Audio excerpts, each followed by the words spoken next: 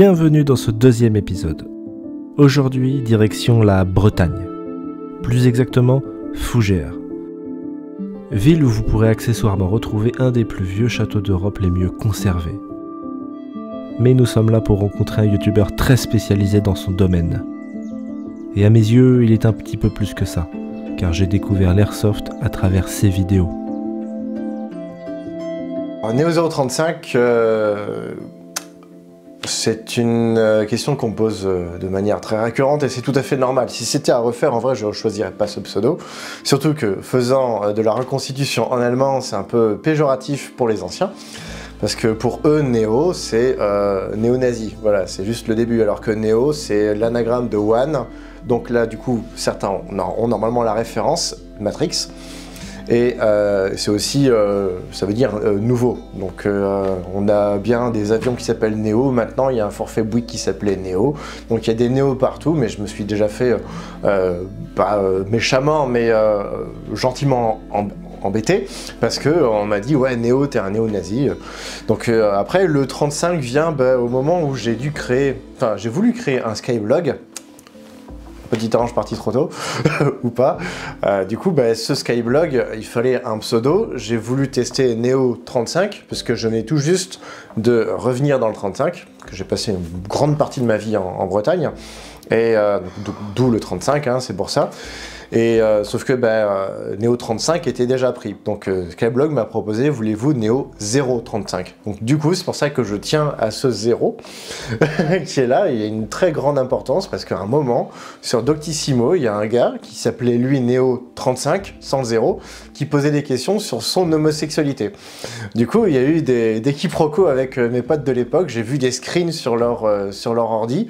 Ils n'ont pas voulu me les montrer, mais je suis tombé dessus par hasard. Et j'ai vu ces screens où ils pensaient que c'était moi. Donc du coup, depuis, je tiens à ce fucking 035. Okay. Et tu dis que aujourd'hui, ça serait à faire, t'en choisir un autre, ce serait quoi? Aucune idée. Aucune idée. Là, en fait, j'ai pas réfléchi à la question, mais ce serait un truc plus passe-partout déjà, pas avec un numéro dedans, parce que ça fait trop démodé, même si maintenant, chez les youtubeurs, il n'y a que Kenseb qui n'en a pas de numéro, mais Blaze39, Balbuzard 90, Neo035, Ding n'en a pas non plus d'ailleurs. Mais bref, on mettait un sacré paquet à rajouter l'identifiant du département d'où on venait dedans. Et non, mais ce sera un truc du style John Miller ou un John Steven Thompson, ça c'est mon nom US de Reconcite, un truc un peu plus passe-partout, même si, mine de rien, Neo035 c'est devenu ma marque, si je puis dire. J'ai même déposé ça à l'INPI, donc oui, c'est une marque, pour éviter d'avoir d'autres qui puissent éventuellement récupérer le nom de domaine ou se l'approprier, quoi. J'ai découvert l'airsoft en 2005-2006, donc j'avais 16-17 ans, où j'ai acheté, non même avant en vrai, le mot airsoft en lui-même je le connaissais pas, mais j'ai eu les petites répliques de foire avec les fameuses billes en plastique jaune. Mon tout premier flingue, je l'ai acheté en Pologne.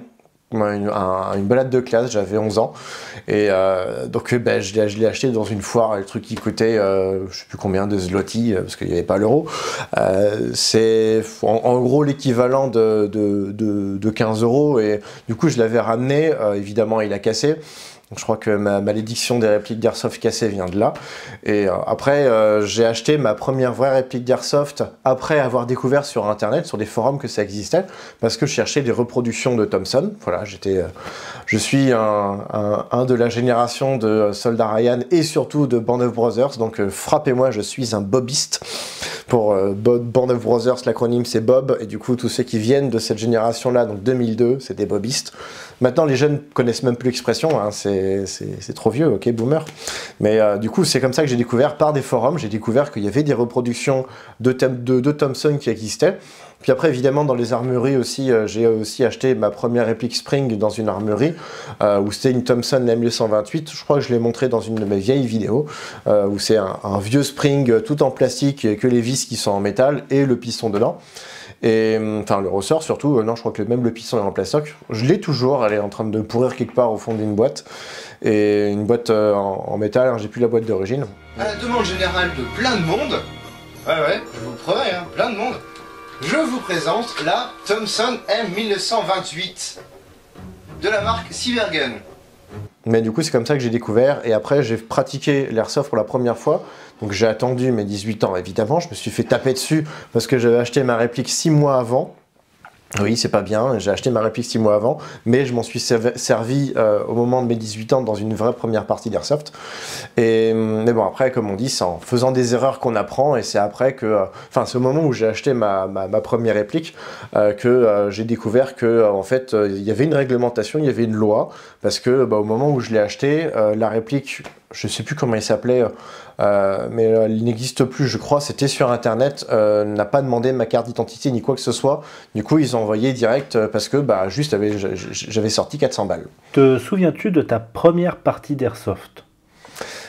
Un grand souvenir, un grand moment, parce que j'avais ma première réplique qui est une Thompson Maruy.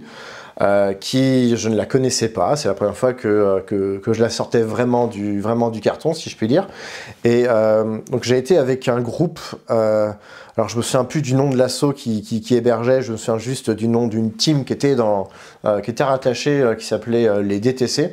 Et du coup, dès le début, ils m'ont dit, toi, on te veut bien avec nous parce que tu as l'air d'être un gros boulet. Parce que j'ai flingué 0, mon compteur de kill était à 0. Par contre, moi, je me suis fait mater comme pas possible parce que j'avais une réplique à 280 fps d'origine avec 3 chargeurs et sans connaître la réplique, je sais même pas comment se régler le hop-up, je sais même pas ce que c'était. Donc ça, il fallait aussi que je puisse apprendre. Et en 2007, c'était le 11 mars 2007, disons que les docs étaient assez limités sur Internet. Il y avait les forums évidemment, mais le problème des forums, c'est de pouvoir, faut prendre le temps de pouvoir tout balayer, de trouver le bon topic, de pouvoir retrouver le bon terme, et de aussi pouvoir poser ces questions sans qu'elles aient déjà été posées. Parce que sinon, les gens, ils t'envoyaient balader. Donc en fait, ça dissuadait l'envie de poser des questions. Et donc bref, cette partie d'airsoft, je me suis pointé en face, il n'y avait que des AK qui étaient tout upgradés. Donc ils avaient du 60-70 mètres de portée, quand moi, à 35 mètres, j'étais content. Et en fait, la seule personne que j'ai flinguée, c'était moi.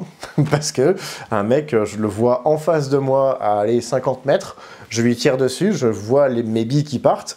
À un moment, je vois qu'il est en train de me viser avec un FAMAS, et je vois une bille qui m'arrive sur le bras. Donc out. Plus c'était même pas sur la peau, c'était vraiment sur le bras, sur l'uniforme.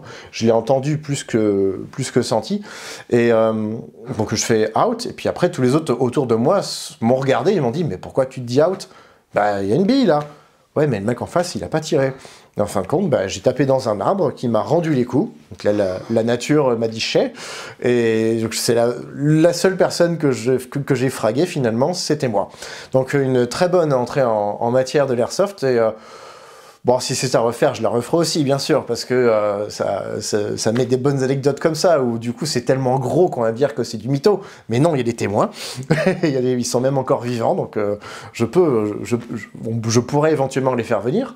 Mais non, après du coup, la deuxième, j'ai été pris sous l'aile d'un expert qui lui avait beaucoup plus de bouteilles, carrément une boutique d'airsoft qui m'a dit, non, regarde, c'est comme ça qu'il faut faire, il faut attendre le bon moment, il faut s'approcher. Donc c'est beaucoup plus tactique que dans les jeux vidéo où on a juste...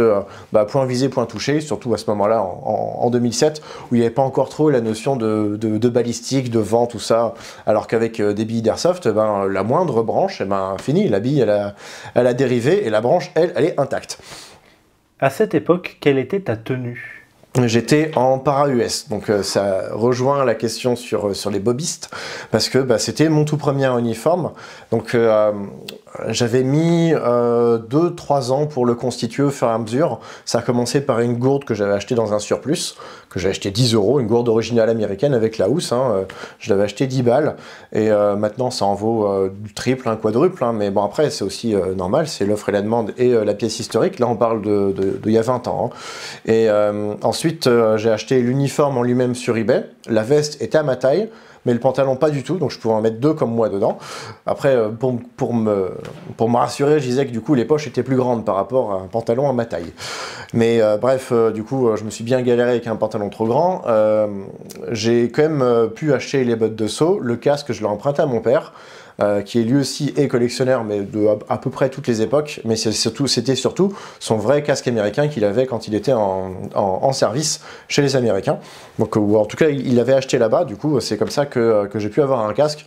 Bon, très vite, je l'ai changé parce que la forme était bonne, mais la couleur était dégueulasse. C'était un vert un peu criard et surtout très brillant. Donc, même avec un filet et de la toile de jute, ça cachait qu'à moitié. Donc j'ai commencé comme ça. Alors, évidemment, la tenue, même encore maintenant, je pourrais la montrer parce qu'elle n'est pas réellement moche, c'est qu'elle elle était encore toute neuve, et surtout il y avait plein d'ajustements à faire, mais j'avais déjà des trucs qui dès le début étaient bons, du style l'insigne sur le bras qui était à 1,27 cm, ça je l'avais bien vu, je l'avais bien noté, parce que j'avais déjà quelques infos, quelques bouquins que j'avais déjà dans ma collection, parce que avant j'étais maquettiste, enfin du coup je peignais des figurines au 1/72e, puis au 1/35e.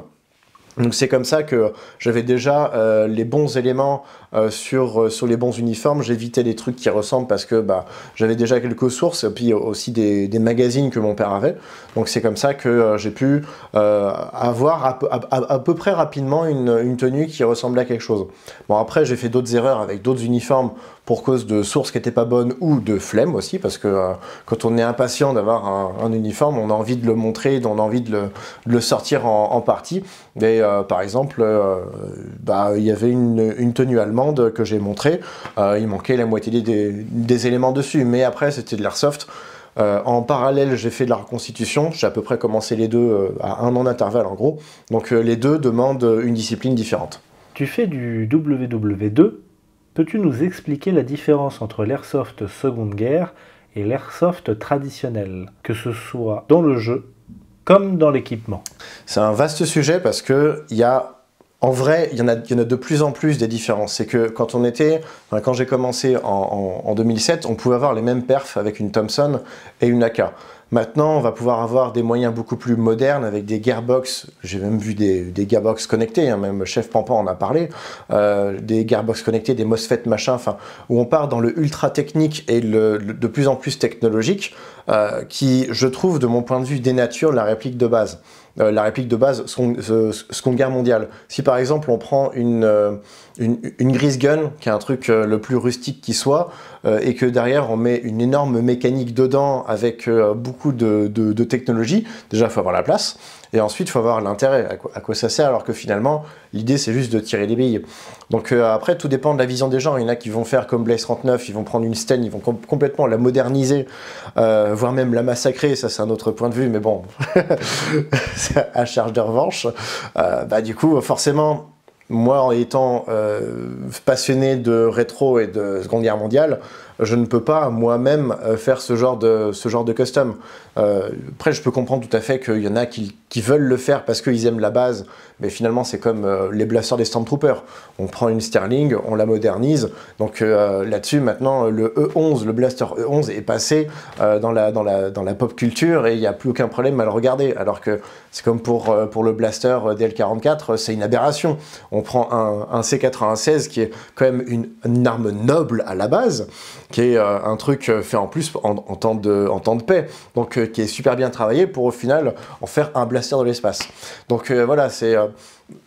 il n'y a pas de bonne ou de mauvaise raison d'avoir des répliques modernisées, custom, mais on a des limites si on veut respecter l'esprit reconstitution, où quand on va avoir une Thompson comme Chef Pampan qui a des répliques où on va pas avoir des billes en rafale, on va avoir un flot de billes, c'est limite du laser game, sauf que y a un impact, parce qu'on va avoir une cadence de malade. Sur une tenue Seconde Guerre mondiale, il y aura un truc qui dénoterait. Il faut rester en cohérence, vu que en Seconde Guerre mondiale, on va aussi regarder le côté historique, et du coup, si on est correctement historique, on va respecter aussi la cadence de l'époque. Moi, je suis content d'avoir des fusils à verrou, je suis content d'avoir des répliques avec des batteries en 7/4 dedans, pour avoir du ta-ta-ta-ta-ta-ta-ta-ta. Mais pour d'autres, c'est pas ce qu'ils recherchent. Mais donc, voilà, après, chacun sa vision de voir les choses, mais on a quand même de plus en plus d'écart entre l'airsoft Seconde Guerre traditionnel, si je puis dire, et le moderne pur et dur, où on va être de plus en plus vers la performance. Trouves-tu qu'il y a eu une évolution dans l'offre de l'Airsoft et le Gear WW2 et comment trouves-tu cette évolution? Il y en a eu une énorme, parce que quand j'ai commencé en 2007, des répliques seconde guerre, je peux vous les citer, il y avait la MP40 Top, je l'ai, la Thompson Marui, je l'ai, il y avait Choi qui faisait aussi leur production, donc MG42 et STG44, MG42 je l'ai pas, la STG44 elle est impossible à trouver, il y avait aussi le Garand Marushin, et puis il y avait... il me semble qu'il y en avait une dernière aussi, après du Colt, WA, plus qu'autre chose. Oui, puis le Colt Maru aussi. WA c'était West Airsoft, je crois que c'était ça. Donc oui, voilà, en gros il y en avait 6. Quand j'ai commencé en 2007, il y en avait 6. Ensuite il y a eu la Sten, ensuite il y a eu la STG 44 en version AEG. C'est à ce moment-là que ça a commencé à vraiment prendre son essor, où là maintenant, sur le marché, on va avoir, je parie peut-être une quarantaine de références différentes, toutes nationalités confondues, parce que je mets les Arizaka avec, les MP, les Beretta, merde, je me souviens même plus de la référence. Beretta 38, voilà, les Beretta 38 italiennes, il y a aussi du Beretta 34 qui existe en petit, mais c'était pareil WA qui faisait ça, je ne sais même plus si ça existe, mais bref, on a quand même sur le marché tout un tas de références qui, heureusement, permettent de démocratiser certains uniformes. Maintenant, on peut avoir des uniformes italiens parce qu'on a des répliques italiennes. Bon, c'est pas tout de suite que j'en ferai un, bien sûr, mais on peut avoir les répliques françaises en train d'arriver. Ça aussi, ça peut venir dans l'air du temps. Et donc voilà, heureusement les fabricants japonais, taïwanais, chinois se sont intéressés au truc. On a aussi quelques fabricants français qui peuvent faire des jolies choses. Après, la limite de cette fabrication-là, c'est évidemment le coût des matières premières. D'avoir du vrai bois et du vrai acier, ça coûte évidemment très cher. J'ai un copain qui avait fait juste un premier chiffrage, un premier devis sur la réalisation d'un Lebel Airsoft en bois et métal. C'était 1000 balles. Et après, on rajoute la mécanique. Parce que l'usinage, parce que la préparation des pièces, si on part d'une repro from scratch, évidemment, il faut créer la pièce, donc ça coûte des ronds. Donc là-dessus, il y aura toujours forcément des nouveaux modèles à développer, parce que moi, ce qui m'intéresse, c'est pas forcément l'interne, où on va développer des nouvelles technologies, ça j'en parlais tout à l'heure, c'est pas mon délire à moi. Moi, ça va être juste la pièce externe pour ressembler le plus possible à une pièce qui existe, et il y a encore plein d'armes, surtout chez les Français, à aller imiter, à aller reproduire, puisque là aussi, là c'est le côté reconstitution qui parle, d'avoir des vraies armes, c'est de plus en plus difficile à avoir, voire même impossible. Faut avoir une licence de tir maintenant pour pouvoir acheter une arme neutra. C'est de la catégorie C, licence de tir ou permis de chasse. Et encore permis de chasse, j'ai un doute. Il y a une fameuse carte du collectionneur qui existe, mais j'en ai jamais vu la couleur. Donc voilà, alors que les répliques d'Airsoft, c'est autorisé, c'est légal, on peut en acheter. Il suffit juste d'être majeur. De toute façon, Donix, qui est du coup le seul fabricant actuel à grande échelle de reproduction d'armes, donc pas d'airsoft, mais juste reproduction d'armes, ils ont un catalogue limité, ça s'agrandit au fur et à mesure. La dernière qui est sortie, c'était il y a 2 ans avec les MG34, mais ils en font pas non plus tous les 6 mois. Donc là aussi, pour avoir toute la gamme à prix à peu près abordable, il va falloir plusieurs générations, et je sais même pas si je serai encore vivant quand je verrai, si Donix existe encore, quand je verrai la dernière réplique Seconde Guerre mondiale sortie d'usine. Est-ce que selon toi, ça devient de plus en plus accessible? Oui et non. Là aussi... Quand on me dit quelle est la meilleure réplique et la réplique la moins chère, ça je l'ai une fois par semaine ce commentaire-là, quel est le meilleur exemplaire du Moser 98K, le moins cher et le plus robuste, il n'y a pas de réponse adaptée, enfin il n'y a pas de réponse idéale, il y a une réponse adaptée à chacun. Soit il y a du pas cher et du coup du pas solide, ou du pas beau, ou carrément les trois, ou alors du très cher avec du très beau, du relativement bien solide. Je pense par exemple, je vais prendre l'exemple des Moser, on va avoir du Double Bell ou du D-Boys, ancêtre du coup, le Double Bell a repris le D-Boys. Ça va être du chip de vraiment très moche, très fragile au niveau de la culasse. Les performances sont vraiment pas ouf. À côté de ça, on va avoir un Ares qui a sorti l'année dernière un sniper, enfin la version normale et aussi la version avec lunettes du Moser. C'est la première fois que je voyais une réplique aussi belle. Déjà parce que le bois en lui-même était réellement en noyer. Non, noyer ou en lamellé-collé, je sais plus. En vrai lamellé-collé, avec du coup l'optique qui était très bien reproduite aussi, en vrai acier. Je l'ai manipulé des dizaines, des centaines de fois, démonté, remonté, et finalement ça prend quelques coups, mais c'est des coups réalistes. Et en plus, quand c'est bien upgradé, ça tire bien. Donc voilà. Mais du coup, la bourse est complètement différente. D'un côté, on est sur une réplique à 150 balles, plus les frais de port, frais de douane. De l'autre côté, on est sur une réplique à 400, 450. Ça, c'est pour la version normale. Avec lunettes, c'est 600. mais du coup, voilà, c'est deux gammes différentes et en fait, tout va dépendre de ce dont les gens veulent avoir comme qualité. Évidemment, je peux que conseiller de tendre vers le plus cher parce que en général, le plus cher va avec la meilleure qualité. C'est pas toujours le cas, mais après, plus ça va et plus l'airsoft coûte cher par rapport à ce que nous, on a comme salaire. Nous, c'est le français moyen, hein, parce que, évidemment, le prix des matières premières augmente, le prix du pétrole pour faire venir les répliques, parce que, oui, vous achetez une réplique en France, mais elle n'est jamais fabriquée en France, elle est fabriquée de l'autre côté du monde. Donc, le prix pour les faire venir, forcément, ce sera plus important qu'il y a 10, 15, 20 ans. Donc les frais de douane aussi augmentent, parce que de toute façon, c'est les douaniers, ils font ce qu'ils veulent. J'ai reçu cette semaine un petit colis avec des pièces de rechange, le truc valait 10 balles, j'ai payé 38 € de douane, voilà. J'ai encore mal au cul. Mais donc au final, il y aura jamais une vraie accessibilité avec l'airsoft, parce que ça restera de toute façon un loisir de niche, et un loisir qui, comme pour la reconstitution finalement, c'est pour les riches. Il n'y a pas de, on peut pas faire de l'airsoft correctement, airsoft seconde guerre, hein, j'entends. C'est après, oui, on peut aller en chemise basket avec une réplique et des lunettes en forêt, ça, il n'y a aucun souci. Mais pour du seconde guerre mondiale, hélas, ce sera jamais accessible en dessous de au moins 500 balles. Il faut au moins mettre une mise de 500 balles. Je parle beaucoup d'argent, mais c'est le nerf de la guerre, hein, pour pouvoir faire un truc correct. Parce qu'après, on peut faire du dégueulasse, bien sûr, mais à vos risques et périls sur les conséquences au niveau des retours et du fait que si vous êtes dégueulasse sur le terrain, les autres gens vont le voir, ils vont vous tirer dessus, mais ça va les sortir de leur immersion aussi. Donc à un moment, il faut aussi respecter ce que l'autre cherche aussi. Si on cherche de la reconstitution historique, c'est pas pour qu'on ait un commando basket qui se pointe et qui casse tout le délire.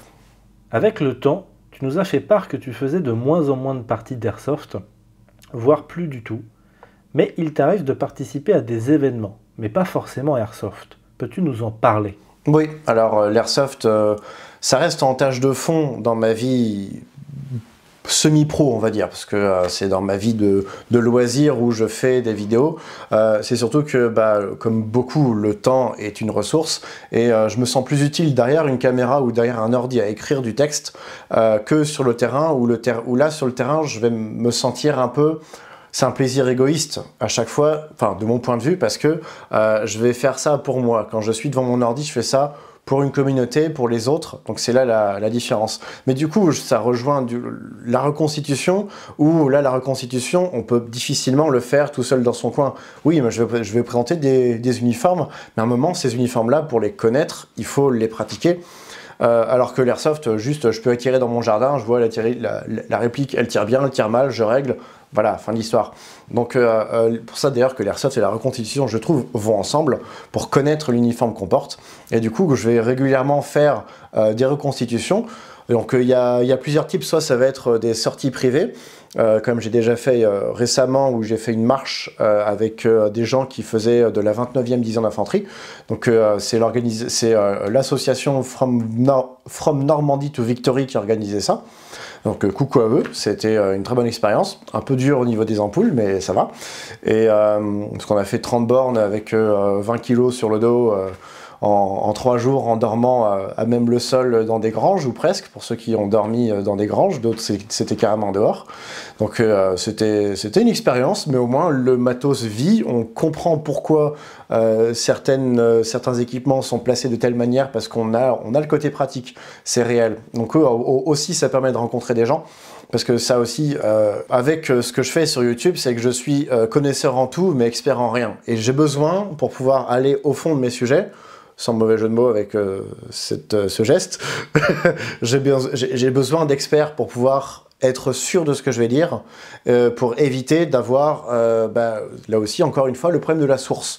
Parce que si mes sources sont mauvaises et que l'expert me dit « attention, là, il peut y avoir une erreur », parce que, par exemple, je pense à un truc tout con, un manche d'outils individuels anglais. J'ai montré dans ma vidéo sur le commando Kiefer un manche avec un petit bout en métal au bout.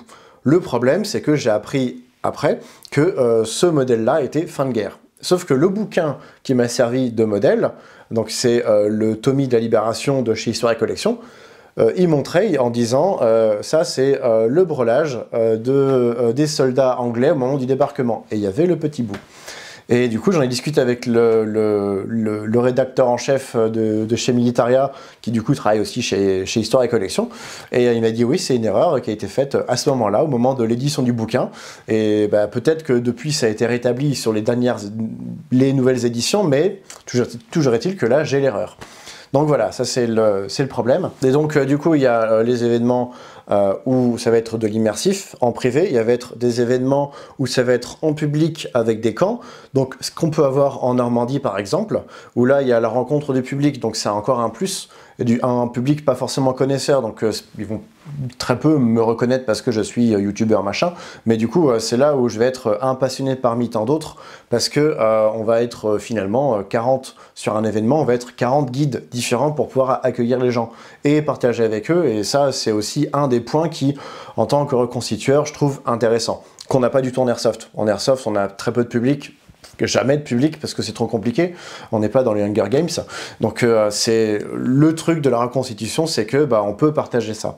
Et puis le troisième type d'événement, ça va être les commémorations, ça va être vraiment des cérémonies où là où on va repartir sur le plaisir un petit peu égoïste parce que c'est pour soi qu'on le fait, qu'on va être en groupe, mais pour un 11 novembre, pour un 8 mai, avec les différentes cérémonies qu'on peut avoir, les hommages, le devoir de mémoire qui reste malgré tout là présent. Je dis malgré tout parce qu'il y a tellement de manières de pouvoir l'exprimer que il faut que ça reste un fil rouge pour les gens qui pensent comme moi, tout simplement, qui veulent absolument rendre hommage à la fidélité historique et donc aux combattants qui ont combattu à l'époque, quelle que soit la nationalité. Après, les seules choses que je veux difficilement rendre hommage, voire pas du tout, c'est quand il y a de la politique derrière, parce que cette politique-là est actualisable maintenant, et que ce soit du côté SS ou du côté, maintenant on peut dire, soviète, là aussi, chez les soviets, il y a une certaine mentalité qu'on retrouve encore maintenant, et du coup, j'ai du mal, là maintenant, à reporter du soviet, tout comme je ne porterai jamais de Waffen-SS, parce que c'est trop politiquement connoté, que ce soit maintenant, en plus du fait qu'évidemment, il y a un contexte et qu'ils ont fait des horreurs à l'époque, mais il n'y a aucune guerre qui est propre, donc de toute façon, faut savoir quelles sont ses limites perso avant de faire l'uniforme qui va bien. Tu es airsofter, mais tu es aussi collectionneur. Quel est pour toi l'intérêt aujourd'hui de collectionner des répliques d'armes, mais aussi des uniformes, et pour boucler la boucle, des répliques d'airsoft ? Finalement. Oui, tu as très bonne... je l'en parlais un petit peu tout à l'heure, c'est que d'avoir des vraies armes, c'est compliqué. J'ai quelques armes neutralisées que j'avais achetées avant 2016, quand la législation a commencé à se durcir. Donc elles sont toujours légales, j'ai aucun souci là-dessus. J'ai toujours le tampon qui va bien.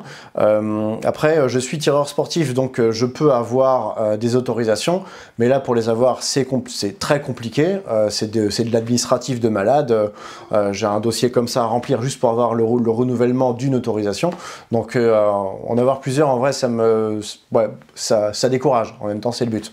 Mais du coup, l'intérêt d'avoir une collection de répliques, c'est que je vais pouvoir avoir le choix. En fait, ça c'est l'histoire de ma vie, c'est avoir le choix de me dire que j'aime bien pouvoir choisir. Quand je vois le mur de Kanseb, je me retrouve dans la même situation que lui. Alors, si j'ai une partie d'airsoft ou une reconstitution, c'est... En gros, il va falloir qu'on m'aide à choisir pour moi, parce que moi, j'ai envie de tout prendre.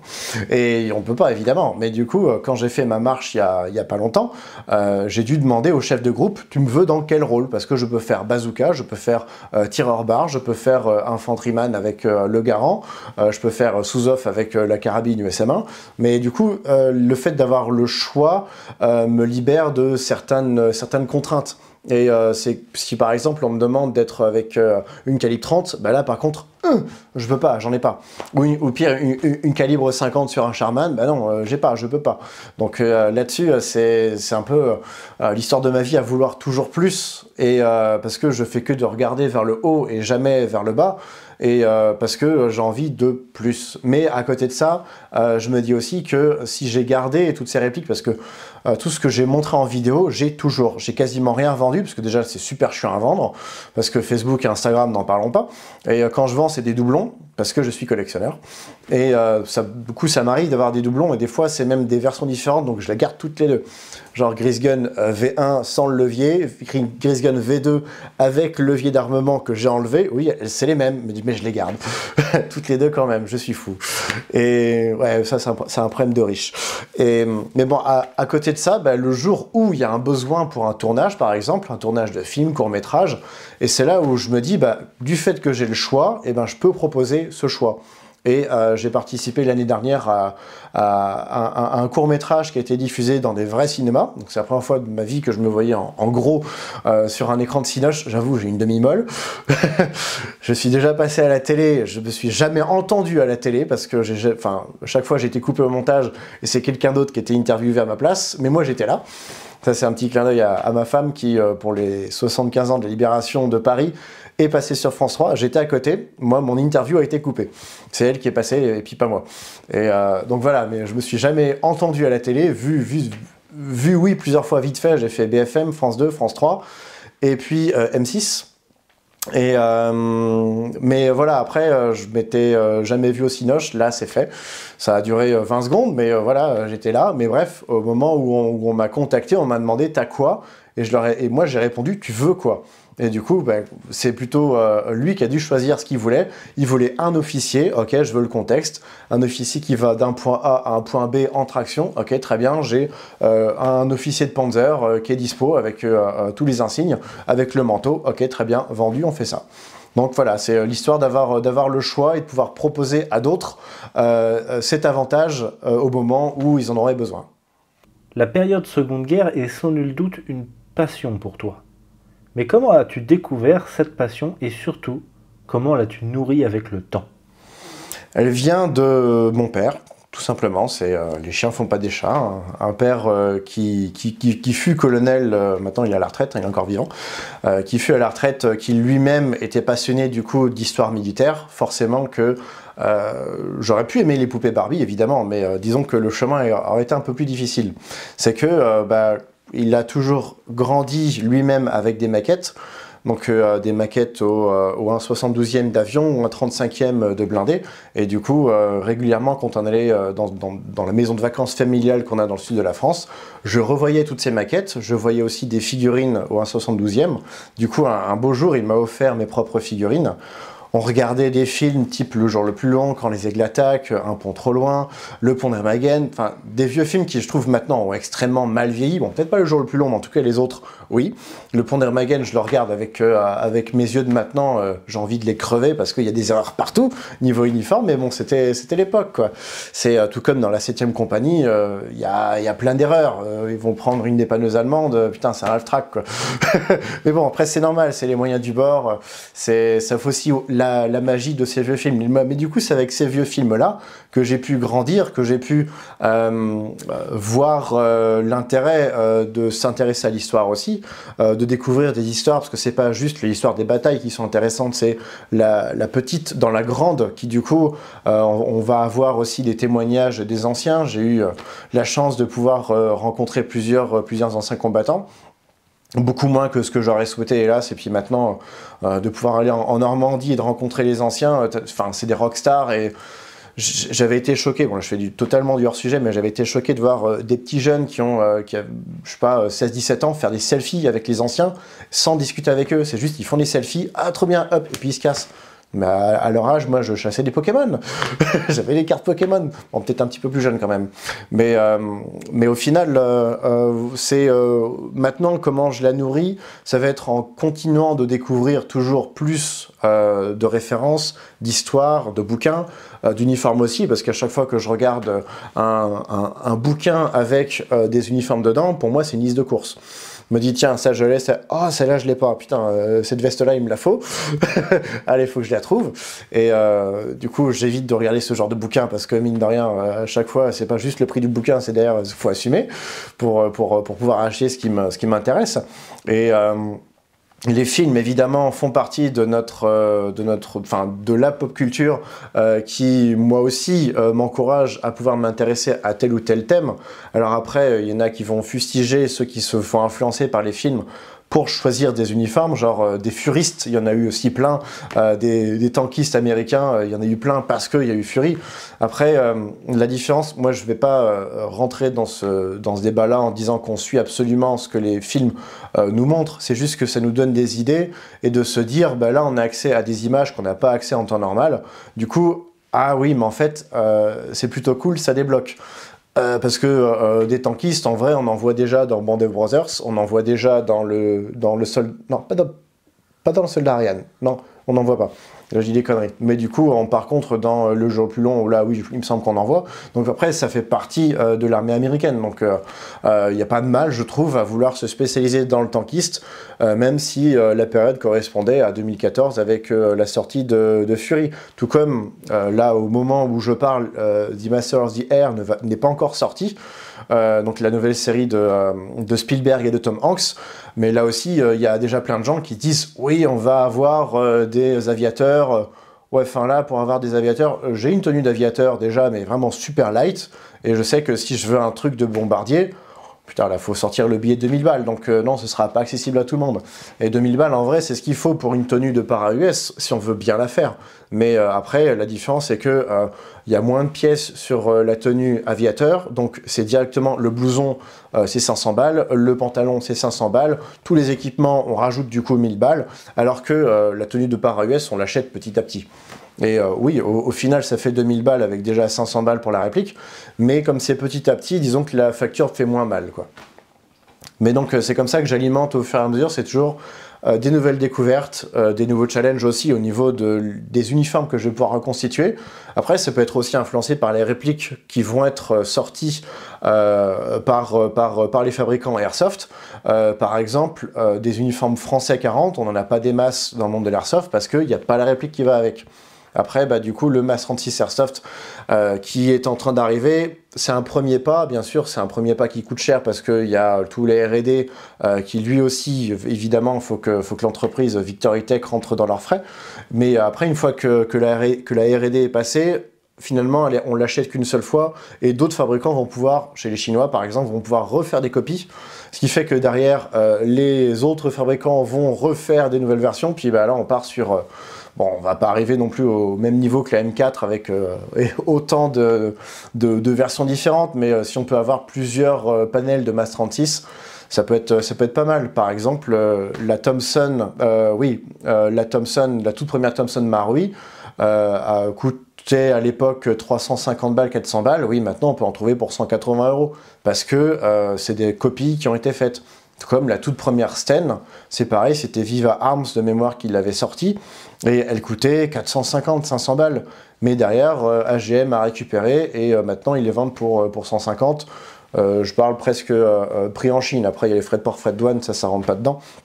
Mais voilà, du coup, il y aura toujours des nouveaux projets en Seconde Guerre mondiale Airsoft, du moment que l'Airsoft est toujours demandé par les gens. S'il y a de la demande, ben forcément il y aura de la vente.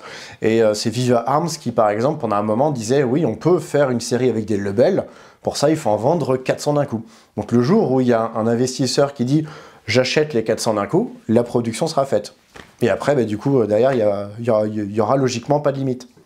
Trouves-tu que ce soit compliqué de se procurer en Europe certains accessoires et matériels pour monter une tenue ? Ça dépend quoi, effectivement. Les répliques d'Airsoft en Europe, on va avoir la base, les Thompson, les MP40, les STG, en gros tout ce qui est licence Cybergun ou Imarex, parce que c'est les principaux importateurs. Après, pour du matériel plus spécialisé, c'est quasiment impossible. Après, pour les uniformes, en vrai, là, c'est un peu ouvert parce que on peut avoir des pièces originales où, du coup, en Europe, elles ont réellement servi. Donc là, ça peut être facile à trouver. Je dis facile, tout dépend de là où on habite, hein, évidemment. Mais globalement, ça va être plutôt facile à en trouver, que ce soit sur eBay, sur Internet. De toute façon, là, on peut ouvrir tous les champs du possible grâce à Internet. On peut avoir éventuellement des chances en brocante, hein, ça arrive encore, c'est de plus en plus rare, mais ça arrive encore. Mais une fois qu'on a trouvé le bon uniforme à reproduire, on a une liste de courses et du coup, on sait à peu près vers où s'orienter. Le problème, c'est quand on va partir dans les trucs un petit peu plus exotiques, genre les uniformes soviétiques, de trouver en original en Europe, c'est compliqué.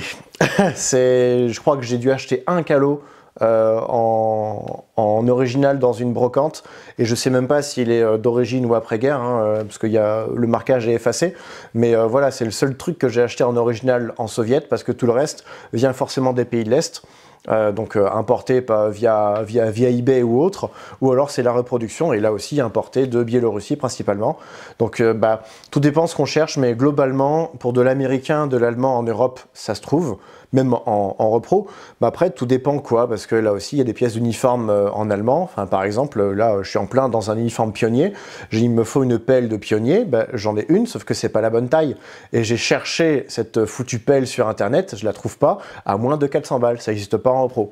Par contre, des après-guerre où il faut retailler le manche, ça oui, ça existe. Donc du coup, à un moment, il faut pouvoir faire des compromis. Oui, ma pelle n'est pas originale, parce que elle vient après-guerre, mais elle est là pour représenter l'original. Après, si vous avez chacun 400-500 balles à mettre dans une pelle que vous n'allez jamais utiliser, libre à vous. Moi, c'est pas mon délire. Mais donc, on va être tout dépend ce qu'on cherche à chaque fois et la manière dont on veut le trouver. Après, si on a des bons filons avec des collectionneurs qui arrêtent, qui du coup revendent leur matos, là il y a moyen d'avoir des prix un peu bradés, où du coup on peut trouver des pièces que lui aura peut-être galéré à trouver à l'époque, ou l'inverse, c'est un ancien, il a 60-70 ans, il en a marre, il veut revendre des trucs. Lui, il aura acheté ça dans une brocante pour 5 francs à l'époque, pour un casque allemand, parce que le truc faisait pot de fleurs, du coup il l'a récupéré comme ça. La génération de mes parents et de mes grands-parents avait cette chance de pouvoir choper du matos pas cher. Mais bon, après, tout dépend si on veut porter du vrai ou pas. Moi, je suis contre porter du vrai matos, c'est pour ça que je préfère la repro. Et donc, trouver du matos en reproduction, ça dépend quoi, mais en gros, c'est facile, oui. Bonjour à tous, voici une petite vidéo de présentation consacrée au pistolet P38 de la marque Maruzen. Donc, comme on peut le constater, c'est de très bonne facture. Pourquoi partages-tu autant autour de ce que tu as? Parce que depuis le début, c'est comme ça que j'ai commencé YouTube, c'est parce que j'aimais bien montrer ce que j'avais et surtout montrer comment ça marchait. Donc là, je parle à la base, je présentais que des répliques. J'ai des vieilles vidéos où, enfin maintenant je les ai plus, mais sur mes toutes premières vidéos, j'étais avec ma webcam dans mon salon et je montrais comment fonctionnent des répliques parce qu'en fait j'avais la flemme de me répéter à chaque fois sur les forums parce que j'avais une réplique en exclusivité, un Mosin M44 de chez Zetalab et cette réplique-là a été distribuée en très peu d'exemplaires, mais du coup ça a intrigué les gens. C'est la première réplique de Mosin Nagant qui existait, surtout en bois et en acier. Donc évidemment, les gens se posaient des questions. Donc c'est comme ça que j'ai commencé. Et finalement, j'ai appris que mon point de vue pouvait intéresser les autres. Donc c'est pour ça que moi, j'aime partager. Moi, tout ce que je trouve intéressant dans une vidéo, quand je vais la réaliser, c'est de faire des recherches qui peuvent être utiles aux autres. Je vais utiliser une formule un peu mystique à la Chef Pampan, mais ça, par contre, c'est de moi, mais par les autres, je m'élève. Et c'est beau, oh là là. Parce que sans les autres, en gros, j'aurais jamais fait de chaîne YouTube. La reconstitution avec du public, il n'y en aurait pas. Et puis les parties d'airsoft, il n'y en aurait pas non plus puisque tu n'as personne en face. Donc c'est là où on a forcément besoin des interactions avec les gens. Alors des fois il y a des très mauvaises interactions parce qu'il y a des gros cons. Des fois il y a des gens qui sont super experts et qui m'apprennent plein de trucs. Et dans ces cas-là c'est génial, c'est échange de bons procédés. Moi ce que j'adore le plus quand je partage, que ce soit des articles, des vidéos ou même des photos, c'est quand des experts viennent me voir en me disant tu m'as appris un truc. Mais c'est là la différence, c'est que eux sont experts dans un domaine, moi je suis connaisseur dans plein de domaines, donc à un moment ou à un autre je dois être expert plus que d'autres pour que je puisse me mettre au niveau. Donc sur une tenue de para-US médic par exemple, pendant 3 mois je me mets à ne chercher que ça, à aller fouiller sur internet, aller fouiller dans des bouquins, trouver toutes les références que je peux trouver sur le matos, et puis après à la fin je sors, au moment où je sors la vidéo, techniquement parlant je pourrais presque écrire un livre. Bon après j'oublie tout ça parce que évidemment ça en fait beaucoup trop à retenir et qu'à un moment il faut aussi avoir une mémoire sélective pour rester à peu près intègre, parce que derrière je passe sur de l'allemand qui n'a rien à voir avec le para-US médic, mais voilà, du coup en étant comme ça passionné par plein de sujets, à un moment il faut choisir. Mais du coup, ce choix va pouvoir orienter ce que je vais montrer, ce que je vais partager avec les gens. Et parce que, évidemment, on ne peut pas tout montrer et on ne peut pas tout dire non plus, parce que c'est aussi aux gens d'aller chercher les infos qui, eux, les intéressent, puisque chaque info, à partir du moment où elle passe dans mon filtre, dans le filtre de tout le monde, elle sera orientée. Orientée en bien, en moins bien, mais évidemment, chaque info, même tout ce que je vais dire là, personne ne va penser exactement de la même manière, puisqu'on a chacun notre manière de faire. Donc du coup, c'est ça aussi qui est intéressant avec le partage de mes infos, c'est que derrière, il va y avoir un retour avec la personne qui aura en face, et surtout, ce retour va me permettre d'apprendre des choses. Il y aura aussi, donc c'est pour ça, par les autres, je m'élève, c'est exactement ça, c'est un échange de bons procédés, et du coup, avec des gens, je vais pas avoir ces interactions-là, et dans ce cas-là, on va pas pouvoir être amis, potes, parce que, en face, j'ai un QI de limace. Bon, j'exagère, hein, je connais personne ils sont déjà tous morts, électrocutés avec leur biberon. Mais bref, voilà, ça reste hyper intéressant de pouvoir échanger, et c'est pour ça que quand j'ai des retours par mes vidéos, c'est toujours super intéressant, qu'ils soient bons ou mauvais, même si c'est des mauvais, faut que ce soit argumenté et sourcé évidemment, parce que si c'est juste c'était de la merde, aucun intérêt, j'y viendrai après. Et par contre, pour les articles aussi que je peux écrire dans le magazine Militaria, les retours sont plus lents parce que c'est la presse écrite, mais quand il y en a, ça c'est encore plus génial parce que justement ils sont peu nombreux, mais c'est déjà arrivé plusieurs fois qu'il y ait des gens qui me reconnaissent, pas dans la rue, mais dans des événements, parce qu'ils m'avaient reconnu via le magazine. Certains ne le savent peut-être pas ou plus, mais tu as eu une première chaîne YouTube qui a disparu. Que s'est-il passé? Ouais, un moment sombre de ma vie où j'ai été embarqué chez un network. Je me souviens même plus son nom, mais je ne veux plus m'en souvenir. Et quand je dis embarqué, c'est que j'avais signé un contrat, mais signature électronique. Hein, et au début, oui, ça me paraissait intéressant. J'avais accès à une banque de musique, de sons qui pouvaient être utilisés en arrière-plan de ma vidéo sans me faire striker. Au moment où, en fait, c'était en 2010-11, je sais plus, il y a eu un basculement au niveau de la monétisation à cause des droits d'auteur, et seuls les gens qui étaient chez les networks pouvaient éviter ça, jusqu'au moment où même les gens qui étaient chez les networks se sont fait avoir. Donc c'est à ce moment-là que moi j'ai été embrigadé là-dedans. Et sauf que ces enfoirés, quand j'avais des vidéos en non répertoriées, donc juste pour moi, ils les publiaient.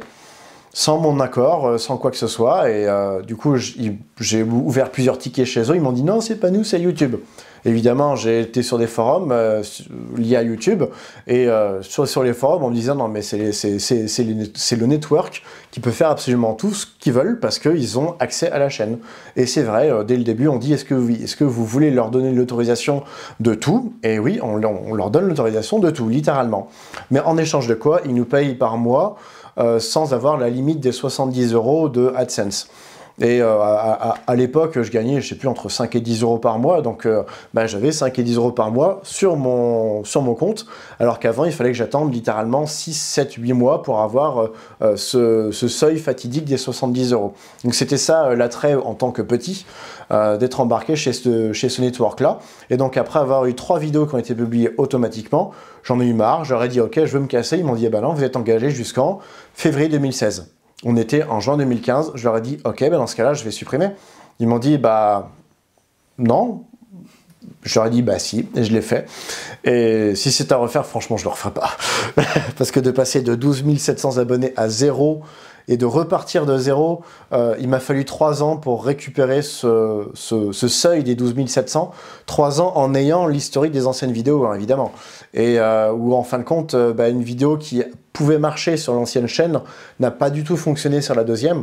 Je repense avec justement la vidéo qu'on a faite avec Kamseb, qui était publiée d'abord sur la première chaîne et après sur la deuxième. Sur la première, il y avait la surprise, parce que les gens découvraient, en plus pour la première fois, la tête de Kamseb. Je crois que c'est la première fois qu'il a montré sa tête, c'était chez moi.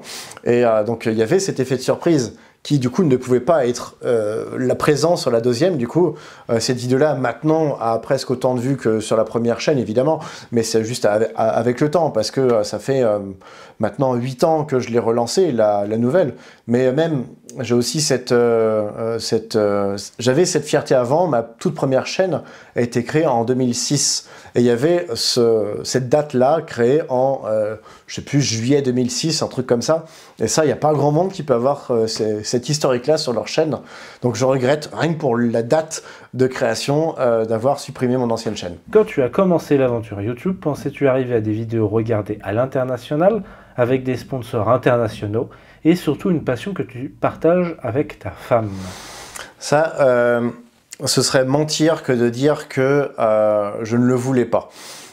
Parce que tous les gens qui vont dire « je ne m'y attendais pas », non, c'est du mensonge. À un moment, on fait un truc, c'est pour que ce soit vu, connu, reconnu, et que ce soit partagé. Après, évidemment, de voir que ça se concrétise, que j'ai pu travailler avec autant de partenaires internationaux. Un des plus durs, par exemple, à avoir, ça a été Choi. Il a fallu 10 ans entre le moment où j'ai eu le premier contact et le moment où il m'a envoyé une réplique gratos. Ils l'ont fait qu'une seule fois, hein, c'est bien dommage, mais voilà, ils l'ont fait qu'une seule fois. Donc d'avoir cette reconnaissance, parce que finalement c'est ça, c'est le fruit de mon travail qui déclenche une reconnaissance, et aussi le fait que parce que j'ai des abonnés et des vues, potentiellement ça peut être une vitrine pour eux. Donc je pensais pas qu'un jour j'arriverais à... Là, je dis la fameuse phrase, à avoir cette renommée. Je l'espérais, mais je pensais pas que ça arriverait. Parce que quand je vois d'autres youtubeurs, sans les citer, là, c'est absolument pas pour les dénigrer, mais qui ont un petit coup de main de l'algorithme et qui du coup sont maintenant dans des sphères stratosphériques à coup de 100, 200, 300, 400 000 abonnés. Je parle même pas de Kamseb, où lui a aussi eu un coup de main, mais lui, c'est pas l'algorithme, c'est la nouveauté qui a permis de le valoriser. Mais par exemple, d'autres youtubeurs histoire ont eu le coup de main de l'algorithme sans spécialement de nouveautés, sans spécialement de travail supplémentaire. Donc il y a le facteur aléatoire de YouTube, où moi je l'ai eu 2 fois dans ma carrière de vidéaste. Premier confinement et deuxième confinement, un truc comme ça, où d'un coup j'ai une vidéo qui décolle avec 100 000 vues, ne serait-ce qu'en une semaine. Donc un truc de malade, hein, mais c'est juste parce que ça arrivait dans les recommandations. Voilà, ça m'est arrivé 2 fois. Mais c'est pas ça qui m'a développé le plus d'abonnés. Ça m'a développé des vues, mais pas les abonnés. Et donc le fait de pouvoir travailler à l'international, évidemment, ça m'a ouvert d'autres projets, parce que je me contente pas. Déjà, ne serait-ce que d'avoir des partenariats, ça aussi, ça aide à développer certaines choses qui j'aurais pas forcément pu le faire avec mes propres deniers, enfin même voire pas du tout.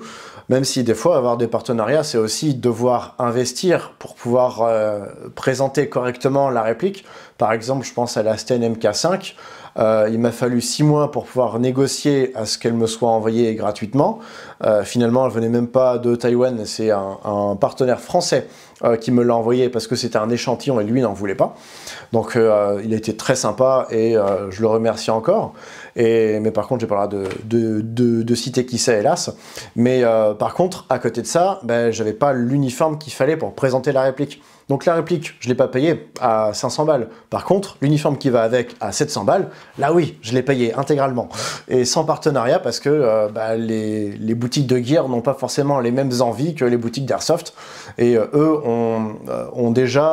ils sont déjà dans le milieu depuis très longtemps. Quand je parle de Paratroopers, Soldier of Fortune, Epic Militaria, enfin tout ceux-là qui sont des énormes mastodontes, les petits partenariats avec des petits youtubeurs, ils en ont rien à cirer. C'est vraiment, on est là en train de faire des vidéos dans notre chambre sur internet, c'est une autre génération, mais peut-être un jour ça changera, j'en sais rien. Mais après, comme je disais, je regarde toujours vers le haut et je me dis aussi, il y a encore d'autres partenaires qui n'ont pas encore eu la sensibilité d'utiliser YouTube pour pouvoir faire leur com.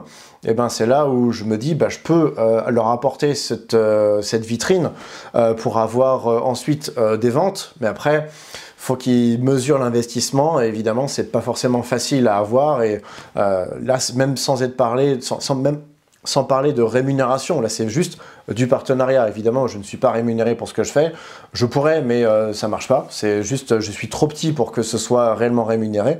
Peut-être un jour, hein, j'espère, je touche du doigt ce doux rêve de pouvoir faire enfin une facture pour diffusion de telles vidéos. Mais voilà, après, c'est des choix où pour le moment, je peux pas faire plus que d'avoir des partenaires Airsoft régulier. Ça, par contre, ça c'est cool. Sweet Airsoft a été un des premiers à vraiment me faire confiance là-dessus. Et même encore maintenant, il continue à me faire confiance, même si ça reste plus ponctuel, parce que j'ai déjà quand même écumé une bonne partie de leur catalogue, et puis ils sont en Taïwan. En ce moment, ils ont un petit peu d'autres choses à faire que de se tourner vers le marché purement européen.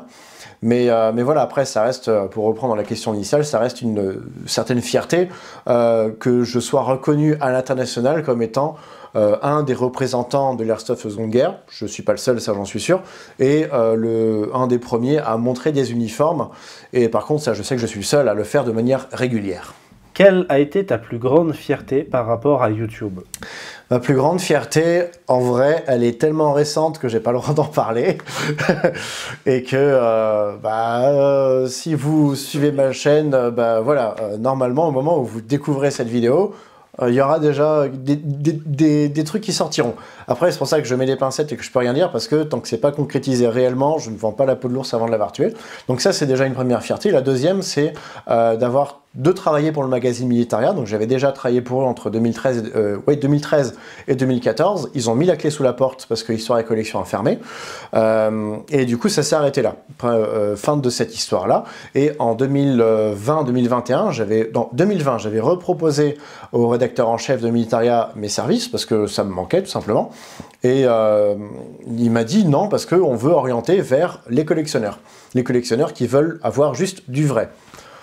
Ouais, mais présenter des uniformes en pur original, juste le premier uniforme que j'ai voulu présenter, un uniforme tankiste de la division Hermann Göring, juste la veste c'est 15 000 balles. Mais réellement, j'ai vu une annonce 15 000 balles avec la veste, tous les insignes, ils sont beaux. Sauf que c'est évidemment pas ma taille. Puis de toute façon, j'ai pas 15 000 balles. Je vais pas vendre ma voiture pour me déplacer en veste, hein, c'est pas possible. Et donc du coup, il s'est rien passé à ce moment-là. En plus, j'avais fait l'article, il était prêt, j'avais demandé à une copine photographe pro que j'avais payé. Pas cher parce que du coup, il y avait aussi le partenariat possible. Je l'avais payé pour lui dire je veux des photos. Donc elle m'avait sorti un spot presque aussi impressionnant que celui-là avec un joli fond blanc. On avait fait des photos sur mon balcon pour pouvoir avoir des photos dans l'article. Et un an plus tard, il y a une connaissance qui... Enfin, en fait, je l'ai connu à ce moment-là, qui est venu me parler sur Instagram, qui m'a dit où est-ce que je peux trouver tel kit bois pour la Thompson Syma. La question tellement précise que, en général, quand on me demande où est-ce que je peux trouver, je réponds pas. Désolé, parce que les réponses, dans 80% des cas, sont dans les vidéos. Donc il suffit de la regarder, il y a les liens en dessous. Et si c'est pas dedans, c'est que j'en ai pas encore parlé. Voilà, c'est qu'un jour ça viendra. Donc votre question n'est pas tombée dans l'oreille d'un sourd. Mais après, lui, il voulait un kit bois, mais vraiment tellement précis que moi-même j'avais galéré, et je l'avais pas dit dans ma vidéo que je viens de sortir. Donc j'avais tellement galéré que j'ai répondu à la question. Je lui ai dit, va voir sur tel site.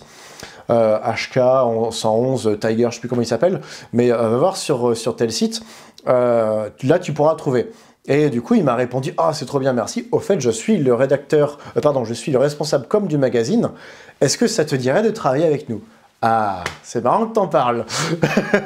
Et du coup, de fil en aiguille, j'ai pu convaincre avec son aide le rédacteur en chef de changer son avis sur le fait qu'il faut aussi de la repro dans son magazine, parce que sinon, la collection, à un moment, elle s'arrête, parce que les pièces originales, il y en a de moins en moins. Forcément, il y a des destructions, des incendies, des gens aussi qui n'ont aucun intérêt de la collection, qui foutent ça à la benne, que ce soit uniforme, équipement, armement. Donc, à un moment, forcément, la collection devient rare, c'est pour ça qu'elle devient de plus en plus chère, et que il faut démocratiser et continuer le loisir et la passion de reconstitution pour le fameux devoir de mémoire.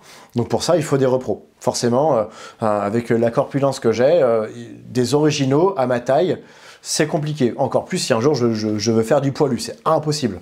Une capote à ma taille en poilu, ça n'existe pas, même à l'époque.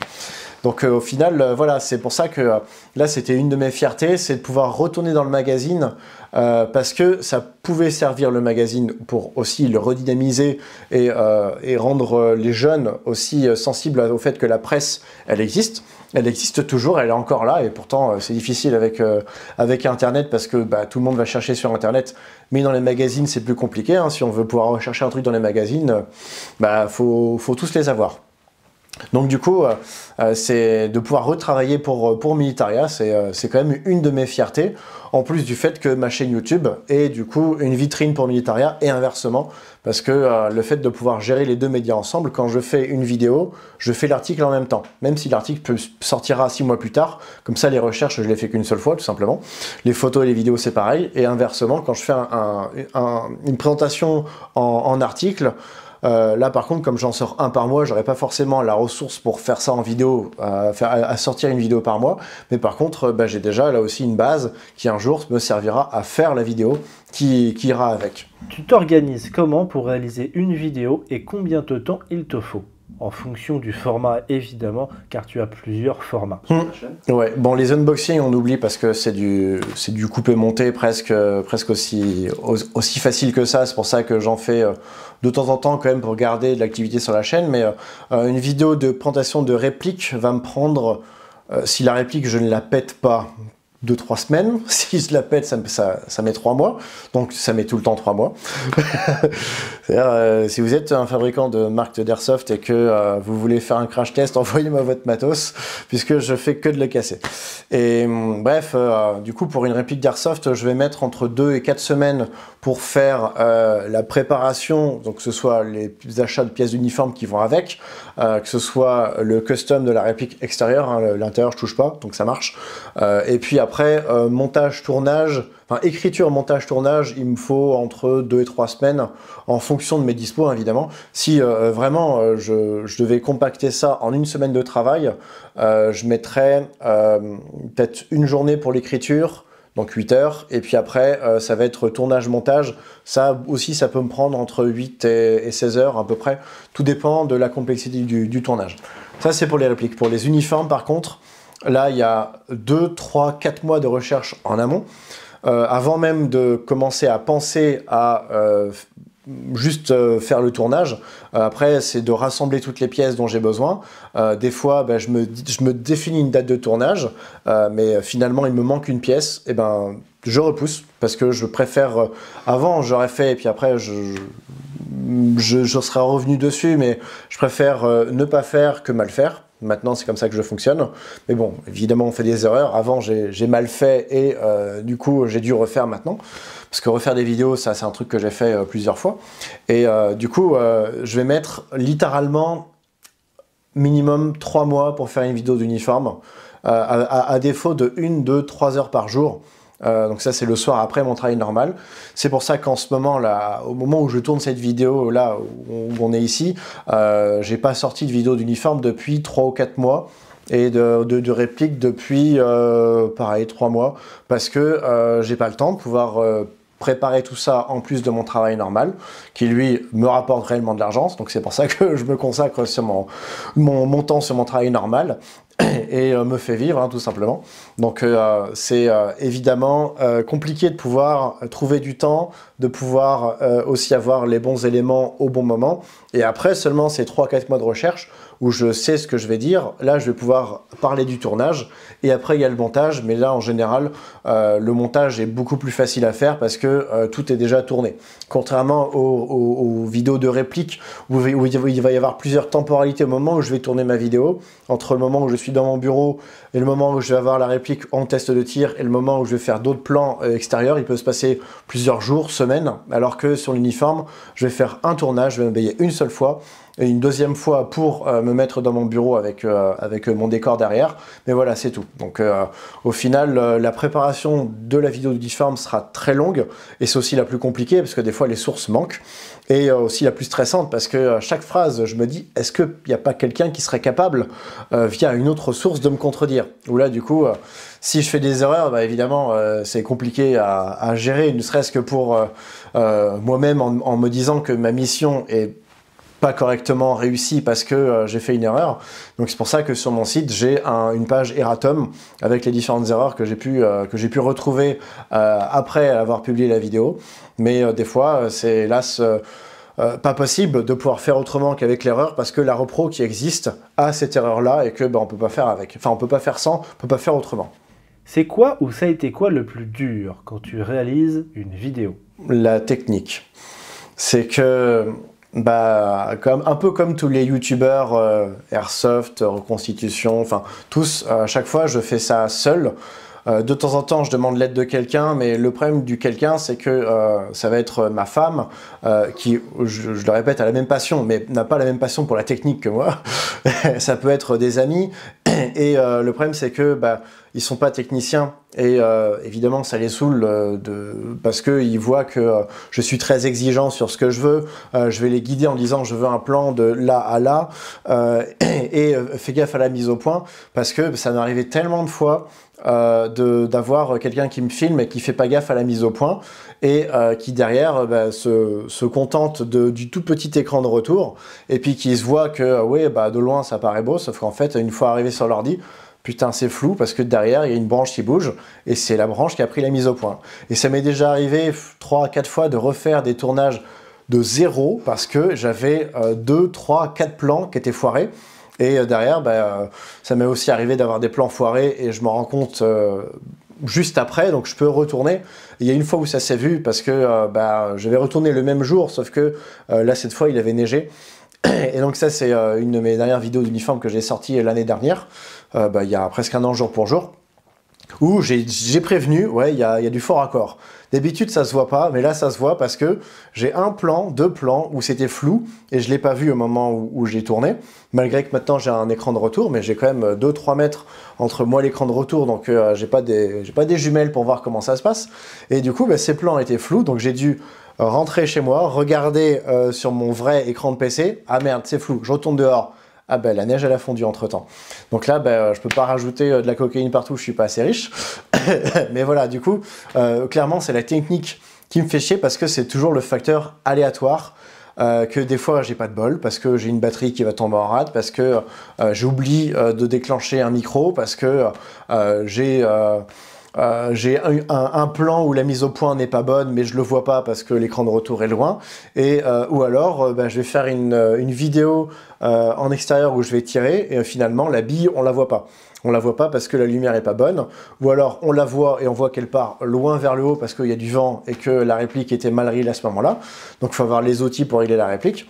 Donc au final c'est ce facteur aléatoire que je ne peux pas contrôler. Dans l'idéal j'achèterai un hangar et j'aménagerai un hangar où du coup où je peux tout contrôler, la lumière, le son, ce que je vais pouvoir avoir comme écran comme retour, enfin limite avoir un gros moniteur à côté de la caméra pour pouvoir être sûr de ce que j'ai, ce que d'autres youtubeurs font, mais j'ai pas les moyens de le faire. Un jour peut-être, mais j'ai pas les moyens même au niveau de la place pour pouvoir gérer ça.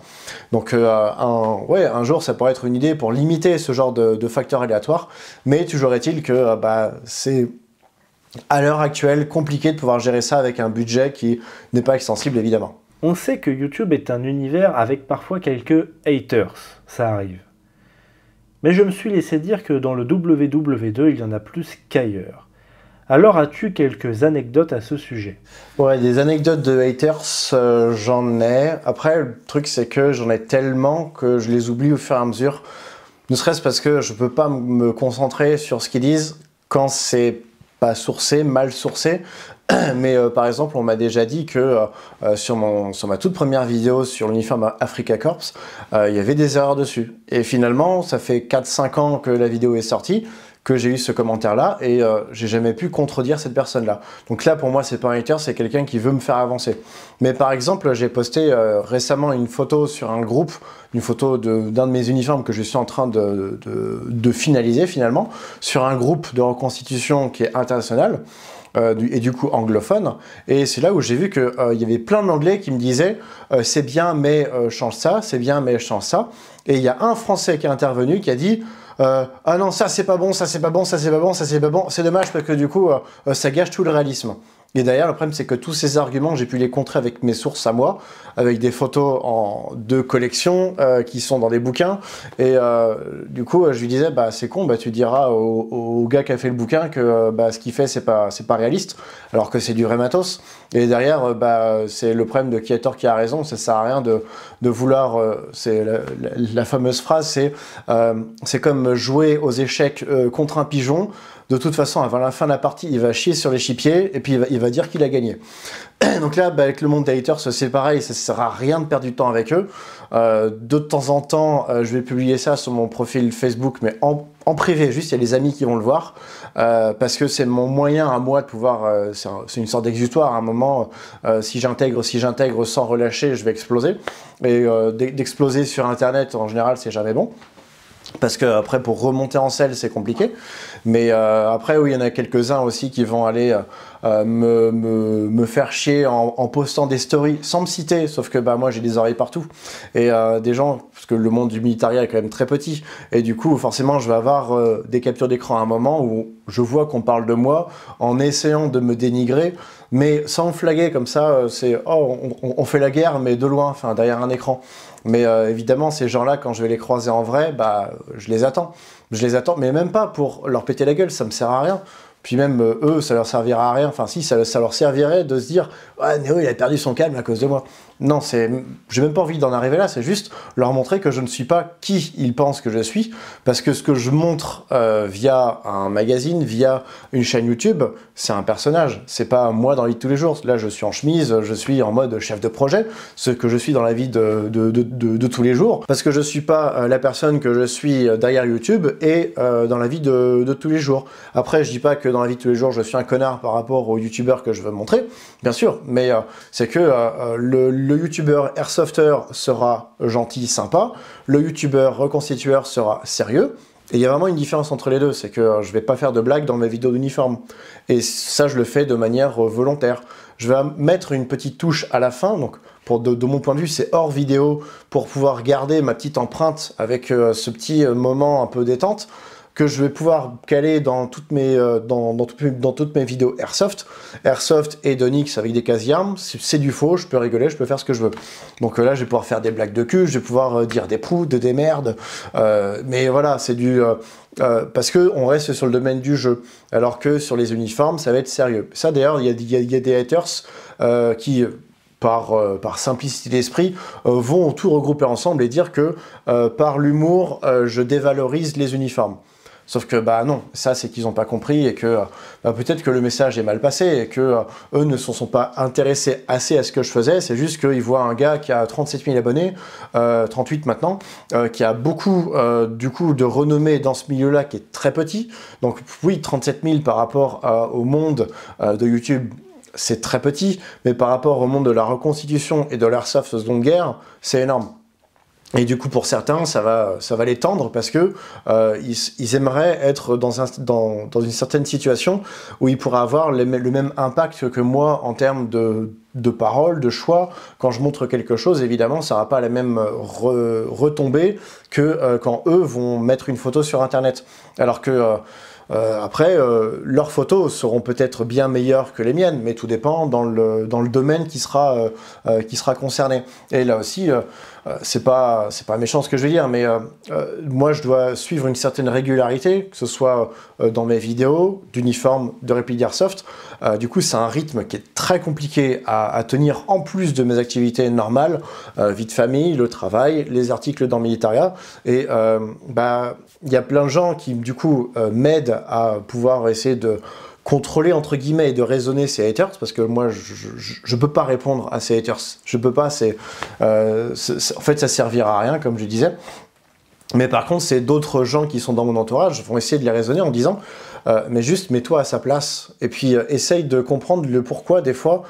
Oui, il va potentiellement faire des erreurs parce que c'est le temps que toi tu vas consacrer pour faire un uniforme, tu vas mettre 5 ans, 10 ans à faire ça. Moi, j'ai pas ce temps-là. C'est un choix que je fais évidemment. Mais pour Militaria, par exemple, oui, je pourrais arrêter pour me consacrer à faire mieux et à en faire moins. Sauf que dans ce cas-là, derrière, le rédacteur en chef, il a besoin, lui, d'un résultat. Toutes les fins de mois, il faut que je rende un truc. Sinon, ça s'arrête là, puis fin de l'histoire. Donc je peux pas laisser passer cette chance, donc c'est des choix.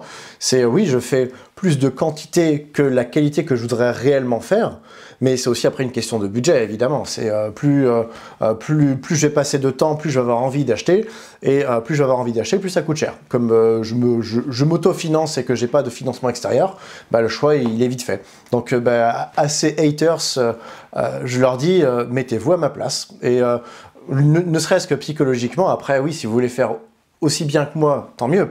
Mieux que moi, je demande que ça. Moi, je regarde vers le haut. Je veux avoir des gens qui me montrent comment faire mieux.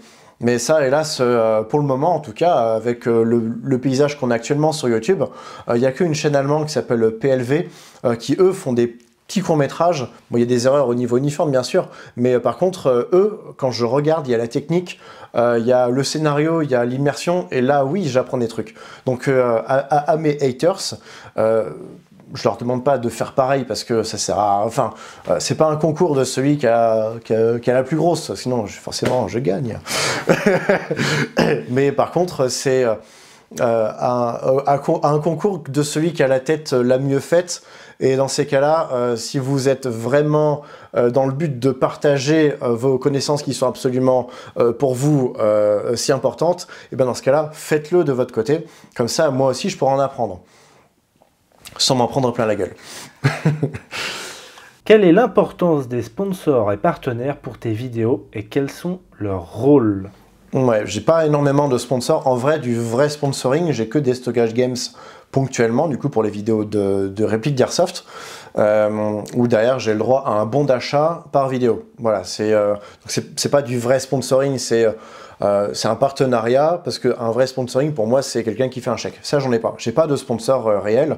J'ai eu du Tipeee et du souscripteur YouTube, mais je me suis rendu compte que du coup, c'était, comme pour d'autres cas, il y a une demande, donc il faut un retour.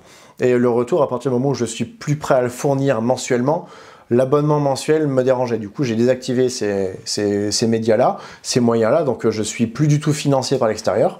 Et les seuls partenariats que je vais avoir, ça va être des boutiques, en général des assez petites, qui du coup ont tout intérêt à faire appel à moi pour pouvoir se mettre en avant, du style La Petite Musette, qui est un de mes partenaires privilégiés, parce qu'en plus j'aime beaucoup son chef Bertrand, qui lui aussi est un grand passionné, donc on a une vision commune de la reconstitution. Et puis après pour l'Airsoft, ça va être globalement Sweet Airsoft qui va me proposer du matériel. De temps en temps Cybergun quand ils sortent du matériel seconde guerre, parce que je suis une de leurs affiches, si je puis dire, un de leurs représentants au niveau seconde guerre. Mais Sweet Airsoft, eux, ils ont des gros youtubeurs avec qui ils vont être partenaires. Je crois que c'est Silo Entertainment qui est leur plus gros. Il y a eu Airsoft Mike aussi qui a 300 000 abonnés, un truc comme ça, je crois. Mais ils continuent de me faire confiance malgré que je sois petit, parce qu'ils m'ont dit oui, les gens vont connaître une réplique parce qu'il y a Silo ou Mike qui sont passés par là, mais ils vont l'acheter parce qu'ils ont vu ta vidéo à toi. Parce que oui, je vais avoir un public très spécialisé, trop spécialisé du coup, qui m'empêche d'avoir des centaines de milliers d'abonnés. Mais après, je préfère avoir une certaine qualité au niveau de mes interactions avec ma communauté que une énorme communauté que je ne pourrais jamais gérer moi-même, et où au final, au niveau de ce que moi je vais pouvoir en tirer, de ce que je vais pouvoir leur apprendre, finalement, s'ils s'en foutent parce que c'est pas leur dada, c'est là où on n'a pas la même vision. Du coup, il y a une déconnexion entre ce que moi je vais pouvoir dire et ce qu'eux vont pouvoir entendre. Et ça m'intéresse moins. Donc c'est pour ça que d'avoir une communauté forte comme j'ai, une communauté de passionnés, je trouve ça beaucoup plus intéressant que d'avoir X milliers de Chinois qui vont regarder parce que j'aurais acheté des vues, par exemple, ou des abonnés. Ça, non, ça n'a aucun intérêt pour moi. Il t'est arrivé de mettre quelques références cinématographiques dans tes vidéos. Alors la grande question sera, quels sont tes films et ou séries préférées, toujours confondus? Ça, en vrai, c'est une des questions les plus compliquées, parce que c'est un peu comme les répliques, savoir laquelle je préfère, parce que c'est totalement subjectif et ça va dépendre d'un état d'esprit du moment. Et donc, ben, si je devais en citer quelques-uns, au niveau de la technique, je dirais 1917. Moi, ce qui m'a particulièrement plu avec ce film-là, c'est que les images sont presque avec les vraies couleurs. Et ça, du coup, ça change par rapport à Soldat Ryan, où quand on voit Il faut sauver le soldat Ryan, par exemple, les couleurs sont complètement désaturées, les contrastes totalement élevés, et du coup, bah, ça change notre perception. Oui, ça fait dramatique, mais niveau réalisme, c'est pas ça. Alors que 1917, il y a un léger filtre, et en plus du fait qu'on a du plan séquence, et du coup ça c'est fabuleux, je suis fan des plans séquences au niveau technique, parce que ça met en scène absolument tout. Il y a les techniciens qui doivent être bons, les comédiens qui doivent être excellents, les accessoiristes qui doivent suivre, parce que s'il y a un reshoot à faire sur 1917 par exemple, faut changer l'uniforme, parce que c'est pas la même patine avant et après la cascade. Donc du coup rien que ça c'est génial. Je mettrai un éventuel, un inévitable Titanic dans le lot. Pareil pour la technique, à cause des maquettes, à cause de la reconstitution, parce qu'au niveau des costumes, on va travailler dessus avec tout un groupe de reconstitution. Bah, oui, la reconstitution est géniale. Ils ont été cherchés avec l'aide d'historiens, et je crois que les seules erreurs qu'il peut y avoir, ça c'est carrément des astrologues qui l'ont dit, c'est que les étoiles n'étaient pas bonnes pour le 14 avril 1912. Voilà, ça c'est vraiment du petit détail, du faux raccord que même Allociné ne trouverait pas. Et après, évidemment, des faux raccords, il y en a quelques-uns, avec des montres modernes, ce genre de choses. Mais donc, Titanic pour la technique et la symbolique aussi du rapport des riches et des pauvres, qui est on ne peut plus actuel, mais bon, après, les gens qui pensent juste que c'est une histoire d'amour, ils n'ont pas tout compris. Ensuite, bon, il faut le soldat Ryan, parce que ça a lancé le truc, pareil pour Band of Brothers. Pour moi, les deux vont ensemble, hein, et peut-être The Pacific, je le rajoute aussi dans le package. Tom Hanks, Spielberg, ça reste quand même des pionniers du film de guerre moderne, du film de guerre accessible, gore aussi, parce que c'est du coup réaliste. Et au niveau uniformologique et armement, évidemment, je me tape une branlette à chaque fois que je regarde un épisode de Band of Brothers. Et donc là, j'en ai cité 3, 4. Et puis un petit dernier, là c'est le geek qui parle du Inception par exemple, ou du Interstellar, parce que c'est de la science-fiction, c'est du coup aller au-delà du réel, et c'est là aussi où moi aussi j'ai besoin de rêver, hein. C'est bien beau l'histoire, mais il y a aussi tous les Star Wars, hein, évidemment, mais là, j'ai pas envie de rentrer dans des débats parce que Star Wars, c'est une religion. Donc, je suis un des premiers fans de Star Wars 4, 5, 6, puis 1, 2, 3. Après, les 7, 8, 9 n'existent pas. Enfin, je les ai aimés quand ils sont sortis, mais ça s'arrête là. Mais bref, voilà, je suis quand même assez grand public et je suis pas très difficile. Quand je vais voir un film que j'ai envie d'aller voir, ben, évidemment, je vais ressortir en étant super content, et c'est après seulement que je vais avoir du recul et que je vais me dire, finalement, c'était de la merde. A contrario des films, as-tu des livres à recommander? Oui, ça, alors pour les bouquins, ça va être beaucoup plus précis dans ce que, encore les films ça peut être grand public, les bouquins ça va être vraiment en fonction de ce qu'on cherche. Là c'est l'historien qui parle, c'est le gars qui fait de la reconstitution plus que de l'airsoft qui parle, parce que il y a des livres qui vont être, certains ils vont être publiés dans les années 80, donc orientés propagande anticommuniste, d'autres ils vont être plutôt objectifs mais pas assez précis en termes de détails. Moi s'il y a des bouquins que je recommande, ça va être le GI pour le guide du collectionneur pour ceux qui font de l'américain, donc il y a 2 tomes. Ça va être le Lancer pour ceux qui font de l'allemand, ça va être le livre sur le Frontovik côté russe, ça va être le livre sur les uniformes années 40, donc en gros c'est du Histoire et Collection, ça c'est l'éditeur, sauf qu'il y a Histoire et Collection maintenant. Du coup ces bouquins-là sont vraiment pour ceux qui veulent du réaliste. Mais encore une fois, il y a aussi des bouquins qui peuvent avoir des erreurs, parce que ça arrive, hein, c'est le problème de la source. J'en parlais dans une de mes vidéos sur TikTok. Il peut y avoir, enfin TikTok et Instagram, il peut y avoir des erreurs dans les bouquins, ça peut arriver. C'est pas parce que l'erreur est écrite que du coup elle devient réalité. Donc ça, c'est le problème de la source. Donc là, j'ai cité quelques références, mais évidemment, il y en a plein d'autres, dès qu'ils vont être orientés sur la vie d'un soldat, dès qu'ils vont être orientés sur la vie des soldats, leur travail épistolaire, tout ça, ça peut être réutilisé ensuite pour pouvoir reconstituer son uniforme, son personnage, parce qu'à chaque fois, l'uniforme passe par la réalisation d'un personnage, qu'il soit réaliste ou fictif. Moi, j'aime les personnages fictifs, c'est pour ça que dans mes vidéos d'uniforme, à chaque fois, je parle d'une vie qui est fictive pour contextualiser l'uniforme. Mais je trouve il y en a besoin pour pouvoir savoir exactement ce qu'on veut, pourquoi on met telle médaille. C'est pas juste pour faire joli, c'est qu'on veut donner du contexte au personnage. Donc voilà, après tout dépend des besoins de chacun. Si c'est juste pour aller tirer de la bille en airsoft, on n'a pas forcément besoin de bouquins, juste des vidéos. Abonnez-vous, mettez la cloche. Mais par contre, si vous voulez de la reconstitution, mes vidéos évidemment ne sont pas suffisantes. Sauf si vous voulez faire exactement le même uniforme que moi, mais après ça va devenir l'attaque des clones, quoi. Il y aura que des moi partout, c'est un peu dommage.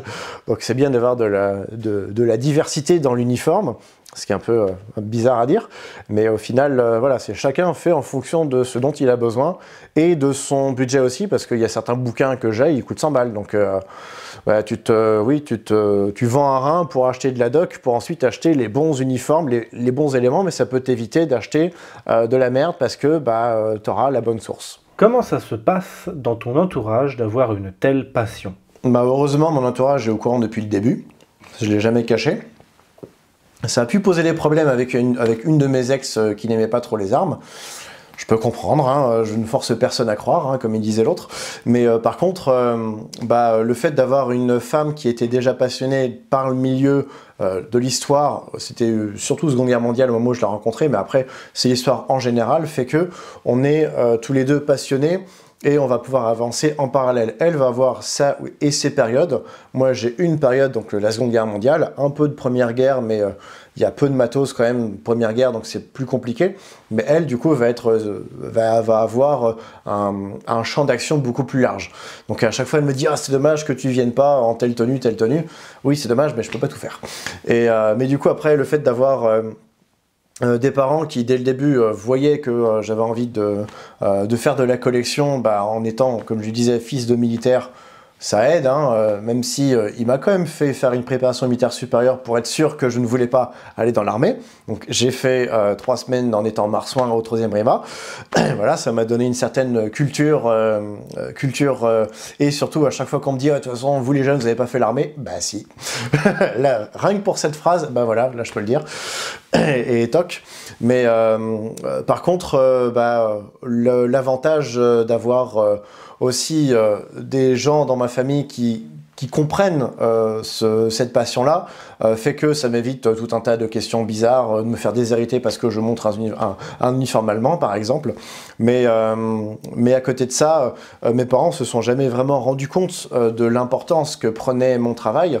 Jusqu'au jour où ils ont été se balader en Normandie, ils ont été dans un musée, ils ont discuté avec une des guides, et puis ils ont parlé reconstitution aussi, que la guide faisait de la reconstitution, et finalement ils en sont venus à parler de ma chaîne, et la guide a dit « Ah ben oui, je le connais Néo, je suis abonné à sa chaîne ». C'est à ce moment-là qu'ils se sont dit « Ah, il y a peut-être un truc là, il sait pas juste joujou dans le jardin là ». Donc salut Chloé, si tu vois cette vidéo, je repense à cette anecdote. Mais voilà, c'est des petits moments comme ça où il y a les gens qui vont me reconnaître, où là à ce moment-là mes parents vont se dire « Ah finalement, il y a peut-être un truc ». Et là, du fait que là, je suis en train de préparer un gros projet, là aussi, ils diront jamais qu'ils sont fiers. Jamais. Ça, c'est l'ancienne génération. Il faut toujours aller toujours plus haut, toujours plus fort. Mais par contre, le fait qu'il y ait justement un grand silence quand je leur dis là, je suis en train de faire un truc, je me dis ah, ce silence-là, c'est peut-être du ah, pas mal. Bon, je dis ça pour me rassurer en vrai. Alors je te la pose, du coup, as-tu des célébrités dans ta famille? Oui, j'en ai quelques-unes. Du coup, mon nom de famille va ressortir un peu, parce que là, c'est pas très difficile de trouver. J'ai le même nom de famille que 2 personnalités assez connues. Enfin, dans le monde de l'informatique, il y a Capgemini, fondé par Serge Kampf, et le numéro 2 était mon grand-père. Donc son prénom c'est José, les initiés iront chercher le nom de famille, et d'ailleurs c'était drôle parce que j'ai bossé chez Capgemini et ils ne savaient pas qui j'étais. C'est quand je suis parti qu'ils ont eu tous des sueurs. Histoire vraie, histoire vraie. Et le deuxième, c'est le réalisateur de Papa ou Maman 2, Eiffel, et puis Les Trois Mousquetaires, partie 1 et 2. Voilà, donc lui c'est mon cousin. C'est pour de vrai, du coup. Oui, pour de vrai. Je me posais la question. Du coup, Oui, il y a un lien entre... on a le même nom de famille, c'est pas un cousin direct, c'est un cousin un petit peu plus éloigné, ouais. Mais c'est de la même lignée. D'accord, donc c'est pour de vrai. Oui. Mais ça change rien à ma vie, hein. Moi je me sens toujours petit informaticien, petit youtubeur. Ouais, bon, il faut que je grimpe. On constate, et tu commences aussi à en parler, doit-on s'attendre à la fin de la chaîne YouTube ou alors un sérieux ralentissement? Le ralentissement, oui, il est déjà amorcé au moment où là, je parle de ça maintenant parce que y a la vie de famille, comme pas mal de monde, hein, la vie de famille, la vie professionnelle aussi qui prend de plus en plus de place, étant donné que je prends de plus en plus de grades et donc de responsabilités. Mais elle reste toujours là. J'ai fait une pause pendant l'été 2023 pour pouvoir... me recentrer sur ce que vraiment j'aime et que à un moment aussi il faut faire ce qu'on aime, et ensuite pour pouvoir réfléchir aux projets futurs. Parce qu'il y a aussi cette recherche de partenariat à chaque fois pour montrer des nouvelles choses, mettre en avant des nouvelles marques, mettre en avant des reproductions. Avec le partenariat que j'ai avec 419 Labs, ce que j'aime, c'est les reproductions 3D qu'il fait, parce que c'est des trucs de malade qui nous sort à chaque fois. C'est la R&D plus la concrétisation qui est géniale. C'est pour ça que j'ai envie de le mettre en avant à chaque fois, parce que moi-même, je suis devant un gosse, devant le matos qu'il fait. Mais après, le ralentissement, c'est toujours par séquence. C'est par période, où j'en ai eu des ralentissements précédemment. En 2015, j'ai arrêté pendant 6 mois, enfin 2014-2015. C'est lié là aussi avec de la vie perso qui prend de la place. Donc à un moment, il faut faire des choix. Là, il y en a eu un autre aussi au moment où j'ai déménagé il y a presque 3 ans maintenant. Entre le moment où j'ai quitté mon ancien appartement et le moment où j'ai relancé mes vidéos, il s'est passé 6 mois. Donc parce que il fallait aussi que j'ai le bon moment pour pouvoir préparer les vidéos et le décor, parce que là le décor n'existait pas au moment où on a acheté la maison, et je l'ai construit après avec l'aide d'un plaquiste, hein, évidemment. Mais bref, du coup il a fallu il faut tout le temps des pauses pour que je puisse reprendre du recul, reprendre cette envie de pouvoir créer des vidéos, parce que au bout d'un moment ça devient mécanique, ça devient automatique, et c'est là où c'est pas bon, parce qu'au bout d'un moment je me force. J'ai sorti il y a quelques mois maintenant toute une série de reviews sur du Lienfield, sur du Mosin SNT, et tout ça en l'espace de 3 mois. Enfin, j'en sortais une toutes les 3 semaines, en travaillant en parallèle sur les 3 répliques. Et là, c'était compliqué à gérer parce que au bout d'un moment, je me forçais. Je me forçais à ouvrir un texte, à me dire il faut que je corrige ça, il faut que j'améliore ça, parce que y a trop de choses qui sont à prendre en compte, et à un moment il faut que la passion elle reste là, et c'est pour ça que ces moments de pause j'en ai besoin. Mais tout comme sur d'autres médias, on va avoir des saisons 1, 2, 3, 4. Moi je fonctionne pas en termes de saison, mais limite on pourrait, parce que le décor change, donc c'est qu'entre les deux il y a une césure pour cause de déménagement. Là maintenant on a acheté, donc il n'y a plus de déménagement possible, mais il faut quand même une pause. Quelle est ta définition de l'airsoft?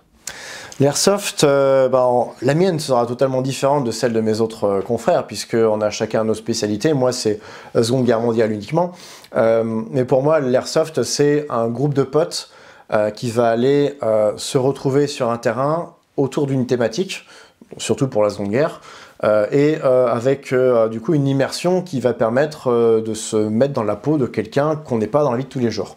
C'est une sorte d'exutoire finalement, où on va chacun retrouver son compte. Pour certains ça va être la technique pure et dure, parce qu'on veut toucher le mec d'en face pile poil sur le bouton ici. D'autres ça va être sur le réalisme, comme moi, où on va être sur uniquement une réplique. Faut qu'elle ait l'air jolie. Par contre, si elle tire mal, en vrai, on s'en fout, c'est pas grave. J'ai des répliques dans ma collection qui ne tirent plus, hein, mais elles sont là. Et après, il peut y avoir un mix des deux, mais pour moi, de mon point de vue, c'est l'aboutissement de la reconstitution historique. C'est le fait de pouvoir utiliser le matériel qu'on a en reconstitution sur le terrain, où la seule différence c'est qu'on aura soit des lunettes soit un masque, mais l'idée c'est d'avoir toujours le bon matos qui soit réaliste et savoir pourquoi du coup on va placer un équipement d'une certaine manière, parce que sinon ça va te cisailler les couilles par exemple, que finalement les porte-chargeurs de STG44 c'est super galère à porter parce que tu peux pas te pencher. Voilà, tout ça, quand on fait juste de la reconstitution en camp, on n'a pas ce regard, alors que quand on l'utilise réellement sur le terrain avec l'éventuel impact psychologique de se prendre une bille qui ferait mal, ou du coup quand on se prend une bille, moi dans ma tête, je suis réellement mort. Je me dis merde, j'ai loupé. Bon après, c'est pas une raison pour tricher non plus, hein, bien sûr. Quelle est ta définition de la collection et de la reconstitution si on peut lier les deux? On peut lier les deux, après tout dépend des budgets de chacun évidemment. Moi je suis d'abord collectionneur avant d'être reconstitueur et avant d'être airsofter. Voilà, comme ça fait une hiérarchie, mais je m'identifie d'abord en tant que collectionneur, mais collectionneur de repro. Après, des vrais équipements, j'en ai quelques-uns, mais ça reste tellement compliqué à trouver maintenant, à garder en bon état, que finalement je préfère la repro. Surtout pour les uniformes où je vais pouvoir les customiser, je vais pouvoir les mettre dans la boue, je vais pouvoir me traiter dans les barbelés, les raccommoder moi-même. Ou demander à ma femme de me les raccommoder avec sa super machine quand elle a le temps. Mais voilà, c'est la collection, c'est très personnel finalement. La reconstitution, c'est partagé avec un certain public, sauf si on fait de la collection dans un musée évidemment. Et puis après, tout ça est lié à l'airsoft, où on va pouvoir mettre en application tout ce qu'on apprend dans la théorie sur les techniques militaires, tout ça, où on va pouvoir mettre en place des mesures de contournement, on va pouvoir faire un petit peu plus de trucs un petit peu plus chiadés. As-tu un message à passer ou quelque chose à rajouter? Un message à passer, oui, forcément. Après, abonnez-vous, mettez la cloche, même pour la chaîne de CSRD qui est là. Mais non, plus sérieusement, le but d'une chaîne YouTube comme la mienne, ça va être, je le dis encore, c'est les autres, c'est de partager. Je m'élève, par les autres, je m'élève. Ça, c'est limite c'est mon leitmotiv, hein, finalement. Alors que il y a plein de gens qui vont penser que la chaîne YouTube, ça va être ma vie. Non, c'est juste, j'aime partager de temps en temps des tranches de ma vie quand je fais des unboxings, des partenariats qui naissent du coup, où je vais forcément avoir un lien privilégié avec les personnes qui vont m'envoyer du matos. C'est pas juste on m'envoie du matos, c'est je vais discuter avec eux, je sais comment ils s'appellent, je sais d'où ils viennent, je me vois mal faire un partenariat où je vais juste dire regardez, ça c'était le truc, et puis voilà, ça s'arrête là. Et des fois, comme je disais avec Choi, certains partenariats, c'est 10 ans de préparation avant d'arriver à une conclusion. Et du coup, c'est si vous voulez, vous, faire votre chaîne d'airsoft, il n'y a pas de problème. Le tout, c'est de pouvoir savoir ce que vous voulez montrer, avec qui vous voulez le partager, parce que finalement, si vous voulez partager juste avec des potes, ça ne sert pas à grand-chose à la base. Si vous voulez partager au plus grand nombre, faites attention à ce que vous dites, parce que potentiellement, ça peut se retourner contre vous. Mais en vrai, j'ai aucun fil directeur sur ce que je suis en train de dire. ça part un peu en couille. Mais bref, de ne pas se prendre la tête parce que tel ou tel bouton serait pas forcément bon. Si vous connaissez l'erreur et que vous le dites, les autres ne le referont pas. Ça, c'est le but. Voilà, maintenant, oui, on fait tous des erreurs. L'idée, c'est de les reconnaître. Et des fois, comme je disais sur les reproductions, on ne peut pas avoir le bon modèle. Par exemple, un FM bar en airsoft, le bipied n'est pas bon. Le bipied, c'est un deuxième type. Donc, pour faire du Normandie, c'est pas bon. Ben, on n'a pas le choix que d'avoir ce bipied-là. Donc, soit vous l'enlevez, soit vous avez l'erreur et vous le savez. Et du coup, dans ce cas-là, vous le dites quand vous êtes devant un public, le bipied, c'est pas le bon parce que les papillons, ils sont en haut alors qu'ils devraient être en bas. Voilà, c'est vraiment de l'enculeur de mouche pour les non-initiés, mais pour les spécialistes, c'est effectivement un gros problème. Mais voilà, après, le tout, c'est la source, c'est d'avoir les bonnes sources, c'est d'avoir le bon public aussi. Il ne faut pas s'amuser à vouloir transmettre à des gens qui n'en ont rien à faire en face de vous, vous perdrez du temps. Il faut avoir les bonnes personnes pour pouvoir vous aider aussi, parce que là aussi, si vous êtes mal aiguillé, mal guidé, bah derrière, ça peut être que mauvais, mais ça peut aussi faire apprendre à faire confiance aux bonnes personnes. Mais tout ça fait qu'il y a un truc qui est un liant, c'est les gens et les amitiés qu'on peut créer avec les autres youtubeurs, avec les musées, avec les partenaires commerciaux type boutique, où du coup à chaque fois c'est pas juste on travaille ensemble, c'est une vraie histoire d'amitié qui va ensemble. Et c'est pour ça que, en vrai, je pense que, faut pas dire jamais, mais je sais pas comment je pourrais arrêter cette aventure YouTube, parce qu'il y a toujours d'autres gens à découvrir, et il y a toujours d'autres amitiés à créer, d'autres à entretenir, et puis c'est ça qui rend le truc passionnant.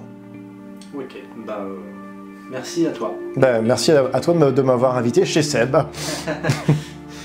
Merci beaucoup. Voilà.